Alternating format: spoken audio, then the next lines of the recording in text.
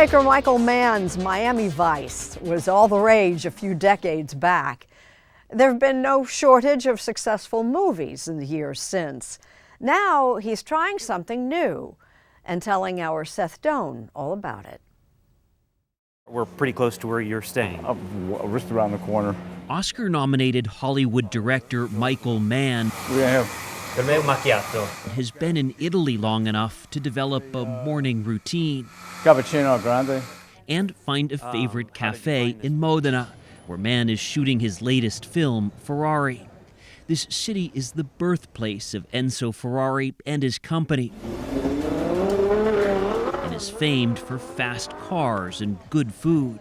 Cities fascinate me. They have their own character, you know. And What do you get out of a city like this one, Modena? what I get is a real challenge to understand what life is like if you're living here. To me, the challenge is to get so deep into this specific regional culture, because the deeper I do that, the more universal it becomes. The detail-obsessed director has made a career of prompting audiences to feel for the characters in his films, whether it's the last remaining member of the Mohican tribe, No matter how long it takes, no matter how far, I will find you. or the plight of a tobacco industry whistleblower in The Insider. You wish you hadn't blown the whistle? Yeah, there are times I wish I hadn't done it. No, drive!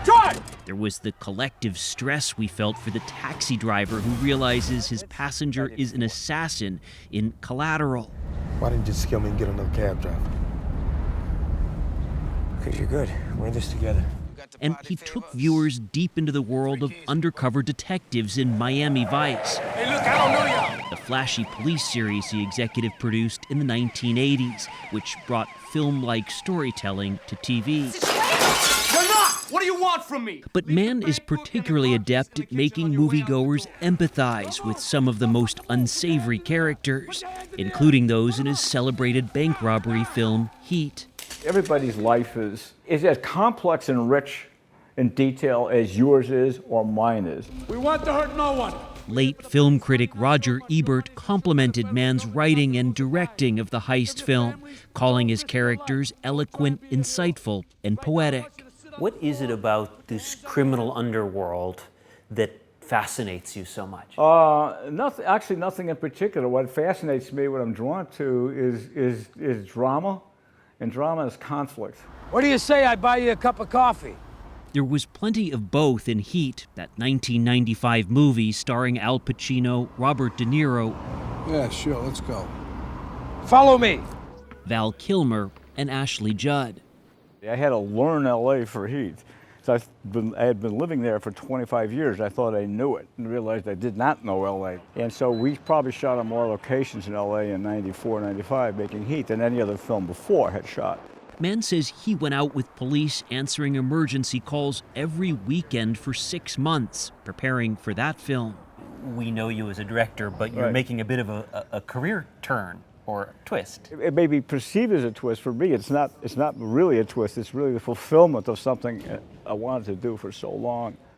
He's written his first novel, Heat 2, along with co-author Meg Gardner, which is being released this week. For me, I always try to go very, very deep.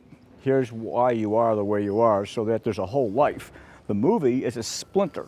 It's just a fragment. Writing a book let him go deeper, concocting a prequel and sequel to the movie. I really wanted to do more with the three-dimensional understanding of these people, their past, and then also project them into the futures that they might have. Mann wanted the book to have the cinematic drive of his films. I wondered if while you were writing there was something freeing about the ability to write, to invent just with your pen. Freeing and dangerous, because you could find yourself writing something, and then I'm very self-critical. Say, okay, great, I just spent a day and a half writing it. It's a piece of crap. You know, I find I had to really struggle and kind of hit myself on the head with a hammer to get in, and stay in. The book develops Heat's characters, particularly the one played by Val Kilmer, and the types of crimes evolve too. You've made a lot of different types of movies, but you have made a career in making violent, graphically violent at Right. times, movies. I wonder how you see the actual violence, embrace of violence in America today. I'm not smart enough to analyze the complex interreactive nature of the violence that's happening. I do believe it's a combination of many, many different factors. The horrendous state of education in the United States, the role-playing phenomenon of a life. This isn't your avatar doing this is you doing it. But you were behind a lot of violent movies. Is there any responsibility that you feel? I'm against gratuitous anything, gratuitous sentimentality, gratuitous violence, gratuitous horror. The bank robbery in Heat is scary. It is not, oh wow, I wish I was one of those guys. He will not say who he's thinking to cast in Heat 2 if or when the book becomes a movie, but he knows who'd direct.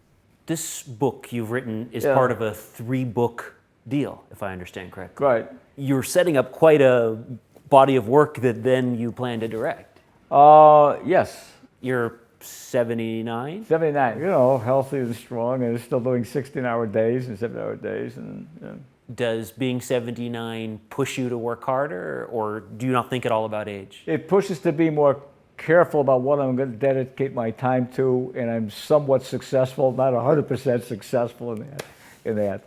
Now he's dedicating his time to Ferrari, his 12th feature film as director. Per usual, he's going deep, learning the city, the company, and its cars. Hearing you talk about cities like this one, like Moda, like Los Angeles, where you shot for Heat, it sounds really more that you're an academic, a researcher. Well, but it's all, well, that's what you do as a director. I'm trying to create a fabric of reality that's as complex and believable as you experience your own reality where you're from.